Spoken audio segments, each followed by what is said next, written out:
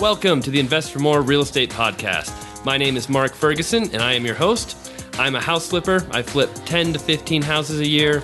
I own 13 rental properties with a goal to buy 100 by 2023. I'm also a real estate agent. I've been licensed since 2001.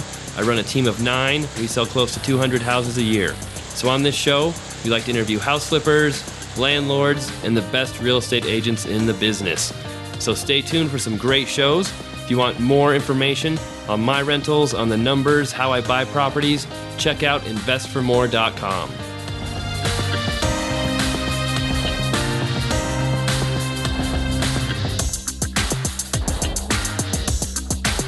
Hey everyone, it's Mark Ferguson with InvestFourMore.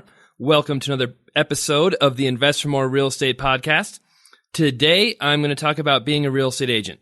I'm going to go through what has helped me become successful, what has helped other agents on our team become successful, and kind of give a little blueprint walkthrough for getting started as an agent, building your business, and ultimately, what I think we all want is being able to sell houses without doing a lot of work, which is always nice. So before we get into that, I've got a few other things I want to talk about going on with the podcast, the website, and a new book I've got out. So first off, thank you to everybody who's been an avid listener, reader. Love hearing from you guys, getting comments and feedback on how I'm doing and how I'm helping you out. I love hearing that, so keep it up. For the podcast, some of you may have seen an email go out. I'm going to start changing the format on a couple episodes. I'm going to be interviewing some investors who aren't, full-blown, full-time real estate investors, have their own website, marketing stuff, all of that. It's going to be regular people. Maybe they've bought 1 or 2 rentals. Maybe they're just starting to flip. Maybe someone who hasn't even started yet. And the goal is just to give people an idea of what they're going through when they first started, how they're able to pull the trigger on their first deal, how it went. And then hopefully at the same time, I can give some coaching tips, some advice, help them become even more successful, do things a little better maybe. Maybe they'll teach me something too. You never know. And then after we do that first episode, I want to reach back in a few months, maybe follow up with them, see how they're doing after, a few months have passed. If they're working on a flip or if they bought some rentals, see how it's gone, if it was everything they thought it would be, or if they faced bigger challenges. And hopefully, that can kind of give a before and after look at where somebody is in their investing career, how they've gone through. I know it'll be a short time period, but who knows? Who knows how long the podcast will go? Maybe in a couple of years, we can follow up with them again and see where they're at. That might be kind of cool. So I've got that in store. I've got a few people lined up already. If you are interested in doing that, please send me an email, mark@investfourmore.com. I want people who are serious. I want people who have either bought at least 1 rental, 1 flip already, or are really, really close to buying one. And I want to make sure you are somewhat educated too. So my only requirement at the moment is that you've bought and read one of my books and you leave a review for me on Amazon so that I know, you've taken at least some work to get in the running to be on the podcast. It takes like 5 minutes to leave a review. I love seeing those reviews. So if you have bought some of my books and you like them, please let me know by leaving me a review on Amazon, and that really helps me out as well. All right. Speaking of books, which is very related to this podcast, I have completely rewritten my real estate agent book. So it used to be called How to Make It Big in Real Estate. Now it's How to Make It Big as a Real Estate Agent so that people know it's, all about being a real estate agent. The book is now 220 pages long. I added almost twice as much information as in it before. It's in paperback now, as well as Kindle. It's available on Amazon at the moment. I'll leave a link in the write-up for this podcast as well. But you can always go to Amazon. Just search for Mark Ferguson books. I should pop up number 1. Or you can search for, How to Make It Big as a Real Estate Agent. It'll pop up. Or if you want to read my other books, How to Build a Rental Property Empire, Fix and Flip Your Way to Financial Freedom. Those are also available as paperback or Kindle. And just so people know, you don't have to have a Kindle to read the Kindle version. You can get an app for your phone, for your tablet, for your laptop, and read those books almost anywhere now. So you don't have to have a Kindle to actually read the Kindle. All right, going along with that new book, which really goes over everything I've done in my career, how I went from, selling a few houses a year to selling over 200 in 1 year. It also, talks about how I've helped my team succeed, I've got 2 agents on my team who made over $100,000 their first year in the business. Brand new, never been in real estate before. They joined our team and we helped them out tremendously. I've also got another agent who just joined my team who I think is probably going to be in the same boat. We'll see. It hasn't happened yet. He just started, but there's a lot of money you can make in real estate if you know what you're doing, if you've got a plan, and if you do the right things. There's a lot of distractions in real estate as well. So hopefully the book can help you figure out the best way to become a real estate agent, where to start, brokers to choose, all of that stuff, which we'll be talking about in this podcast as well. But it goes into much more detail in the book. All right. And for people who buy that book, I'm doing a contest. If you buy the book, leave a review on Amazon, send me an email letting me know you left a review. I'm giving away 2 of my coaching programs. So either the 6-figure real estate agent success system, which is a coaching program for agents. We do coaching calls twice a month. You can get that for free. Or any of my other programs, the Complete Blueprint, which comes with coaching calls as well. My new Fix and Flip training program. 2 lucky people will be winning those. All they have to do is leave a review, let me know, and you will be entered. So I think I'm going to run that contest about 2 weeks, and we'll select some people for that. All right, cool. So that's all the housekeeping. Now we can get started on how to become a successful real estate agent. There's a lot of misconception out there about real estate agents, about the work they do. Some people think they make tons of money without doing much work, and a lot of other people think they make no money and do all kinds of work.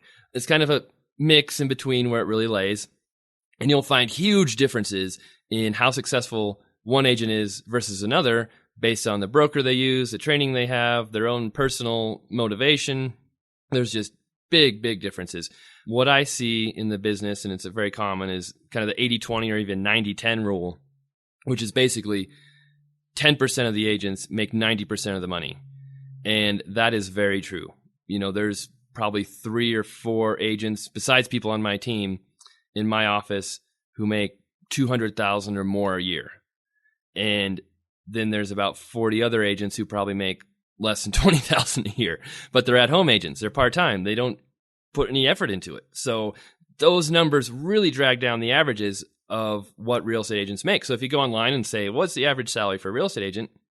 You're going to find it pops up like 30 or 40,000 with some sites, depending on how old the information is. And that scares so many people away. It's like, oh my God, I don't want to be an agent. They don't make any money. But the truth is, all those part-time agents, all those agents who are kind of at home, sort of working, bring that average down a lot. If you are full-time, if you're in the office, if you have a plan, if you're out there talking to people, if you're doing the right things, you can make a lot of money as an agent. Eventually, you can build yourself a team. Eventually, you can have other agents selling houses for you, and you can go do other fun stuff, which is where I'm at right now. I mean, I spend very, very little time as an agent myself. I've got 10 people on my team. I think we have 6 or 7 licensed agents.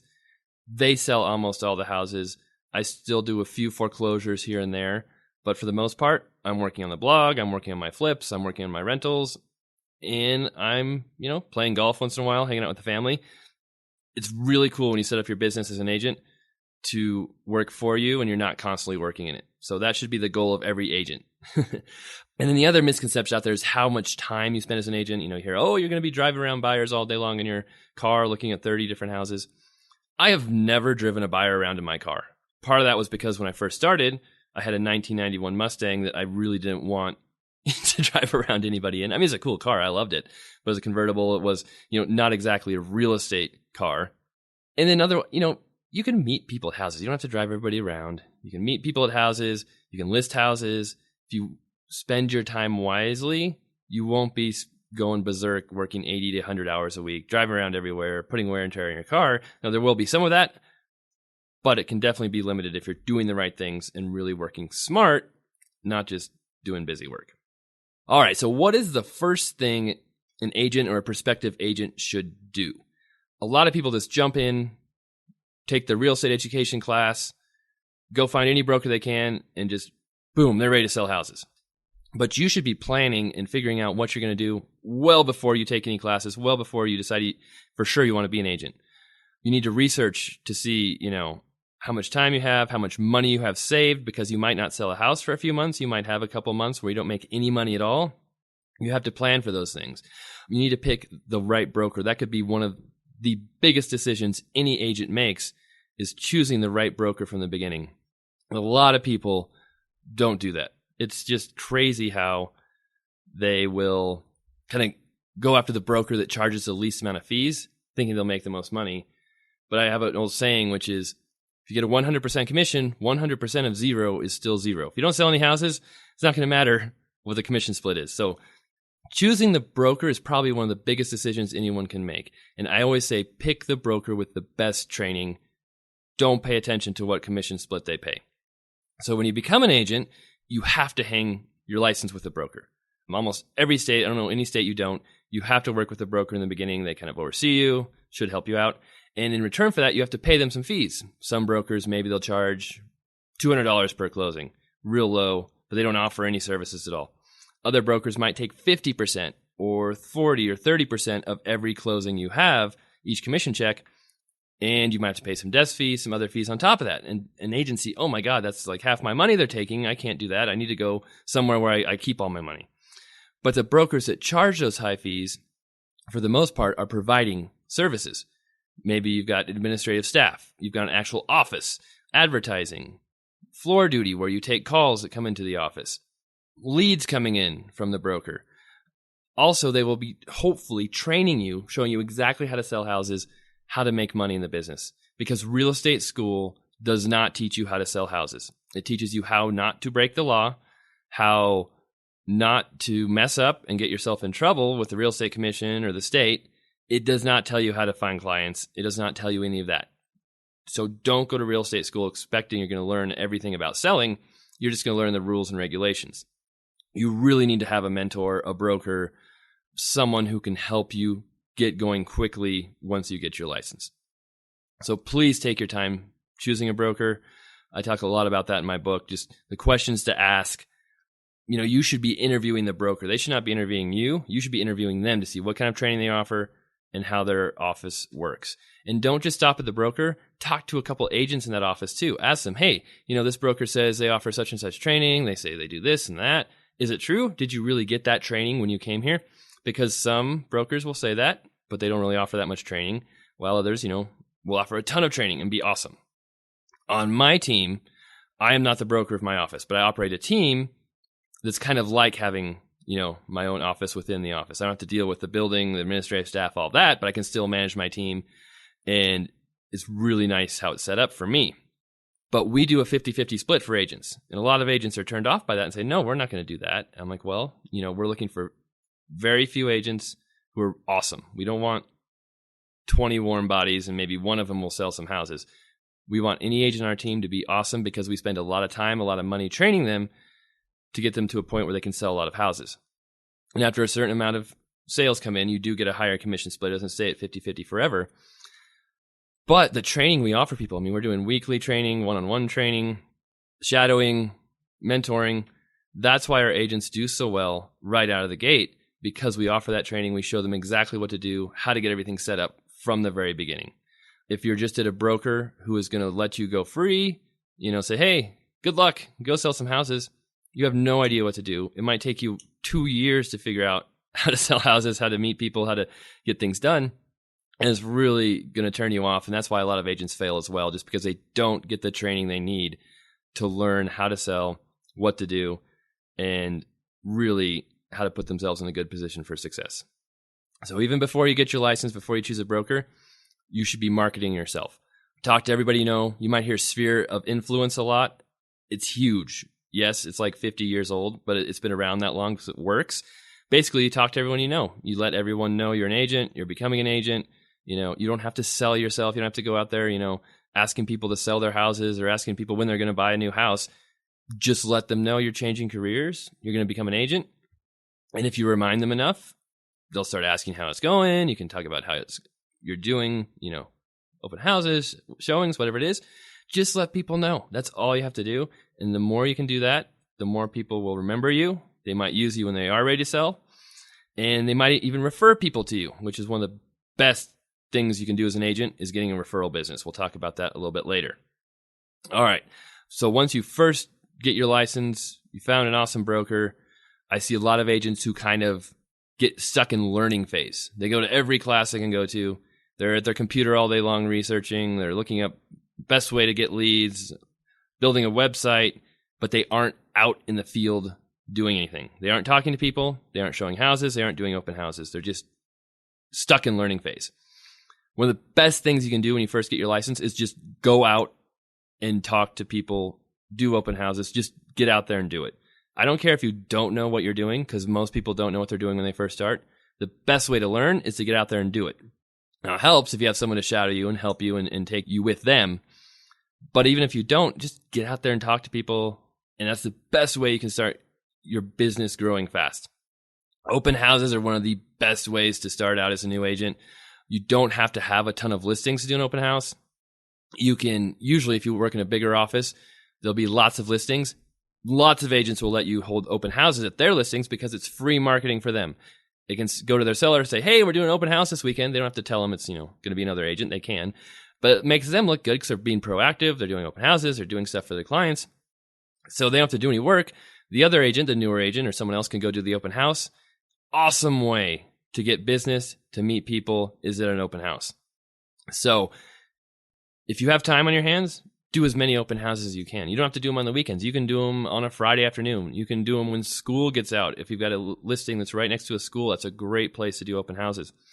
And don't just show up with an open house sign and expect people to come in and buy it. You've got to put out, multiple signs, make sure everybody knows where it's at. Balloons are awesome. Make sure it's very inviting. People know it's open. The doors are open if it's not too hot or too cold. And then you have to get people's numbers and names too. So we always have contests, like guess how many M&Ms are in the jar, and then we'll give away a free gift card for whoever wins. We can call back every single person who leaves a card and say, hey, sorry you didn't win, but maybe better luck next time. There's lots of ways to get people's information, and that's really what's about. Talking to as many people as you can, getting their information, and then once you get it, you want to create a database. So you'll hear a lot about database, building that as an agent. Huge, so important. You should have some kind of software or some kind of program you can use yourself where you can list everyone's name, their email address, their address, if you can, birthdays, anniversaries, whatever information you can about them. And then you should be marketing to them every month through email or direct mail, phone calls, something, just keeping in touch with them. Nothing crazy. You don't have to send them market reports every single month, but cool stuff like recipes or kids' activities, anything that's interesting, market to them on Facebook. If you can get people's Facebook, get them to like your page, all types of things you can do as an agent. There's only so much time I have in this podcast. But like I said, there's a lot more information in the book on all these different activities, as well as my coaching program too. So another way, besides open houses, you can meet people. I get a lot of questions from people who say, hey, I'm moving to a new town, or I don't know many people where I'm at now. I haven't lived here that long. Can I still be a successful agent because I don't know that many people? And my answer is yes, you can. I know an agent, this was a while ago, but he was in Colorado, one of the top agents. I mean, huge producer. He made probably close to $1 million a year after all expenses. And he's in Colorado, and they moved to California. Knew nobody out there. And I think in like 2 years, he's up to the same production he was in Colorado. And he did open houses every single day for like his first 2 years in the business. And that he was back where he was, just working hard, killing it. You don't have to do that. You don't have to do an open house every single day. But there's ways to meet people, ways to get business. You don't have to grow up in a town or live there your whole life. I know a couple of other agents who moved to Arizona from a new town, had never been agents before, and in their their second year, they're making $400,000 a year or something ridiculous. In their third and fourth year, they're close to $1 million because they just worked like crazy. The first couple of years, then they built their business up, built their clientele, and they kind of relaxed and could just sit back from there. So you don't have to be from a town to meet people. But open houses are a great way. Joining clubs, activities, things you like to do. If you like to golf, join a golf league. If you like to play basketball, join a basketball league. Whatever you like to do, join a club. If you are involved in the church, get involved in a church. Tell people what you do. So many people are afraid, like, I don't want to have to sell myself. I'm not that type of person. You're not selling yourself. You're just providing a service for people. All right. People have to buy houses. They have to sell houses. Do you want them to use someone they don't know, who may or may not be a good agent, who might really hurt them financially? Or do you want them to use someone they know, like you, who's going to help them, be an advocate, be a great agent for them? So you're helping people in real estate. You're not selling them. So it's very important to realize that. All right. Another thing to consider is joining a team. Should you join a team when you first start out as an agent? I think it can be a really great situation to join a team if it's the right team. Again, don't just join any team. You want to interview them just like a broker, see what training they provide, see if they'll give you leads. In some cases, a team may even be able to pay you hourly if you're willing to do, grunt work, contract work, some other gopher tasks. So that might be a way to get started making a little bit of money as well, which is a great way to get started too if you're tight on funds. So joining a team, I think, can be a great way to start out. A lot of people ask me about joining, getting started in property management because they might get paid hourly and learn to sell houses as well. I'm not so keen on doing that because most property managers are renting houses. Maybe they sell a few houses here and there on the side, but you're not going to get training on how to sell houses. You're not going to have a mentor on how to sell houses. You're going to have someone teaching you how to manage rental properties. And there's usually not a lot of money managing rental properties. You got to do a lot of work, a lot of houses to make something. So I say shy away from the property management side. Really try and get involved with an agent who's selling a lot of houses. You want to learn from somebody who's doing what you want to do. And if you want to sell a lot of houses, be in a brokerage, an office where there's lots of agents selling a lot of houses. Don't go to a property management company where they're renting houses. All right, so once you've gotten kind of established, you're meeting people, you're learning, you've got a few deals going on, hopefully. One thing I see agents do too that kind of hurts them is they're just looking to close the deal, get it done as fast as possible, and then move on to the next deal. But as an agent, we talked about this before, your job is to take as good of care as your clients as you can. Really be an advocate for them, help them through the process. Most people don't know what it really takes to buy or sell a house. They only do it once every 5-10 years. So they don't know the process. It's your job as an agent to help them through the process. Know about inspections, about appraisals, about financing, about title insurance. So really take care of your clients, help them through the whole process. If there's a problem that comes up, do what's in your client's best interest. Don't do what's best for you to get the deal done. If you go out of your way to help your clients, that will last with them and stick with them for a really long time. And they will become your biggest advocate. They will tell people about how you help them. That will get you much more business than if you sacrifice, doing the right thing for them for a commission check because you needed money that month. So do what's best for your clients. That will help you build your business far more than kind of looking short-sighted, just trying to get houses sold. And once you sell houses, put those people in your database, keep marketing to them, keep letting them know you're in the business. And if you do a really good job for them, like I said, they will refer people to you. They will send people your way, which is when the business really gets fun, is when you don't have to do very much marketing. You just got people calling you all the time. All right, leads. I want to talk about leads real quick. There's a lot of different ways to get leads out there. There's Zillow, there's Trulia, there's Realtor.com, all types of online marketing. We were Zillow agents. We've done a lot of different lead sources. And internet leads can work, but you have to work them really hard, be really on top of it. Money will not just come walking in your door. The reason is many of those leads are sent to multiple agents. Whoever calls first gets a client, and you have to be very fast, really on top of your game to get those. So what we have actually focused on lately is building our own website and advertising ourselves on Facebook advertising. Google will advertise, and it has worked so much better than using any other online lead source. We advertise ourselves as a team, and we get people who are looking for agents to help them find a house, not just, someone looking for one house, one deal, calling 20 different agents. So we have done awesome having our own website. We didn't make it crazy. We don't spend all our time on it, but advertising our website, spending on money there has been much more effective than signing up for Zillow, signing up for Realtor.com, any other sources like that. We actually stopped using those places as well. All right, so once you've gotten to this point where you're starting to do well, maybe you're getting some listings now, what about building your own team? And that's really where there's opportunity in real estate to start your own business. It's not being one single agent, doing everything, running around, doing contracts, showings, listings, all of that yourself. It's when you can build a team. And hiring help, as soon as you can afford help, I would hire an assistant who can help with the busy work, help with the contracts, talking to title companies, talking to lenders, all of that.